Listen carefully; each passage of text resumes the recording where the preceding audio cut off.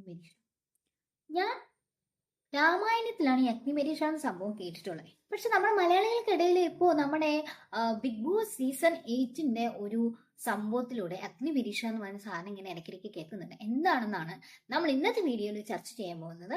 Welcome back to the Swathi screen talk. ഞാൻ സ്വാതി സുകുമാരൻ. അപ്പോൾ നമ്മൾ ഇന്ന് ഡിസ്കസ് ചെയ്യാൻ പോകുന്നത് അഗ്നിപരീക്ഷയെ കുറിച്ചാണ്. ബിഗ് ബോസ് സീസൺ 8ന്റെ അഗ്നിപരീക്ഷ എന്ന് പറയുമ്പോൾ ഇത് ഫസ്റ്റിൽ നമ്മൾ കണ്ടേക്കണം എന്താണെന്ന് വെച്ചാൽ തെലുങ്ക് ബിഗ് ബോസിലാണ്. തെലുങ്ക് ബിഗ് ബോസിൽ ഉണ്ടായിരുന്ന ഒരു പരിപാടിയാണ് ഈ അഗ്നിപരീക്ഷ എന്ന് പറഞ്ഞത്.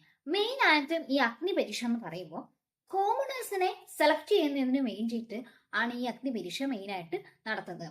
അതായത് ഇപ്പൊ നമുക്കറിയാം ജിയോ ഹോട്ട്സ്റ്റാർ വഴി മൈജിയുടെയും വൈറ്റ് ബോളറ്റിന്റെയും ഒക്കെ ഇതുമൂലം അതുവഴി അവര് ആപ്ലിക്കേഷൻ വിളിച്ചിട്ടുണ്ട് മറ്റേ കോമണേഴ്സിന് വേണ്ടിയിട്ട് ബിഗ് ബോസിലേക്ക് എൻട്രി ചെയ്യാനുള്ളത്. പക്ഷെ അതിൽ നമ്മൾ കാണുന്നുണ്ട് സോഷ്യൽ മീഡിയയിലൊക്കെ ഓരോരുത്തർ എന്താണ് പോസ്റ്റ് ചെയ്ത് തുടങ്ങി വീഡിയോ, ഞങ്ങളെ സെലക്ട് ചെയ്തു, എന്നെ വിളിച്ചു എന്നൊക്കെ പറഞ്ഞ് വീഡിയോ ചെയ്യുന്നുണ്ട്. അപ്പോൾ ഓൾമോസ്റ്റ് എല്ലാവരെയും ഓഡിഷൻ ഒക്കെ കഴിഞ്ഞ് എല്ലാവരെയും ഈ അഗ്നി പരീക്ഷയിലേക്ക് വിളിച്ചിട്ടുണ്ട്.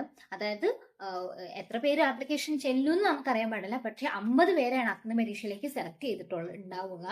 ആ 50 പേരെ വെച്ചുകൊണ്ട് ഒരു മിനി ബിഗ് ബോസ്, അതായത് ബിഗ് ബോസ് പോലെ തന്നെ പക്ഷെ ഒരു റിയാലിറ്റി ഷോ ആയിട്ട് കുറച്ച് ദിവസം വെച്ചിട്ടുള്ള ഒരു പരിപാടിയാണ് ഈ അഗ്നി പരീക്ഷ എന്ന് പറയുന്നത്.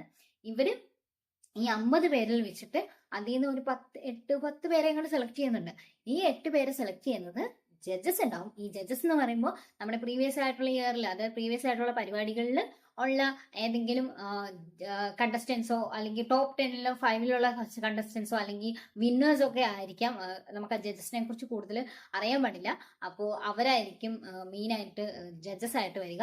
അതുപോലെ തന്നെ വോട്ടിങ്ങിലൂടെ ജനങ്ങൾക്ക് നമ്മുടെ ബിഗ് ബോസ് പരിപാടിയിൽ വോട്ടിങ്ങിൽ നമ്മൾ ചെയ്യില്ല, അതുപോലെ വോട്ടിങ്ങിലൂടെ നമുക്ക് ഈ കോമണേഴ്സിനെ സെലക്ട് ചെയ്യും. അഗ്നിപരീക്ഷയുടെ ഒരു ഏറ്റവും വലിയ പ്രത്യേകത ആയിട്ട് എനിക്ക് തോന്നിയത് എന്താ വെച്ച് കഴിഞ്ഞാൽ 50 പേര് എന്ന് പറയുമ്പോൾ 50 പേര് കോമണേഴ്സ് ആയിരിക്കും. അതായത് സാധാരണക്കാർക്ക് ഒരു അവസരം കിട്ടുകയാണ്.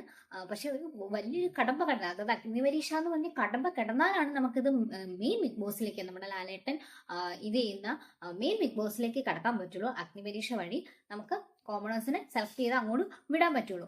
അപ്പോൾ ഭയങ്കര എക്സൈറ്റഡ് ആണ്. കാരണം തെലുങ്ക് ബിഗ് ബോസിൽ മാത്രമാണ് നമ്മൾ ഇത് കണ്ടിട്ടുള്ളൂ.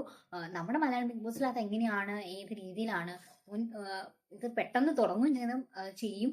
അപ്പോൾ മൊത്തത്തിൽ എക്സൈറ്റഡ് ആണ്. ഇത് ഏത് രീതിയിലൊക്കെ വരും എന്നൊക്കെ ഉള്ളതിന് നല്ല എക്സൈറ്റഡ് ആണ്. പിന്നെ പറയുകയാണെങ്കിൽ ഇതൊക്കെ തന്നെയുള്ളൂ.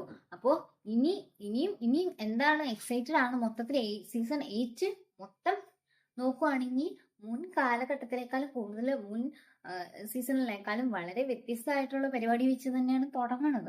അപ്പോൾ നമുക്ക് അതുപോലെ തന്നെ വ്യത്യസ്തമായ സംഭവങ്ങൾ വരുമെന്ന് പ്രതീക്ഷയോടെ ഇരിക്കാം. അപ്പൊ അടുത്ത വീഡിയോ വരെ ടാറ്റാ.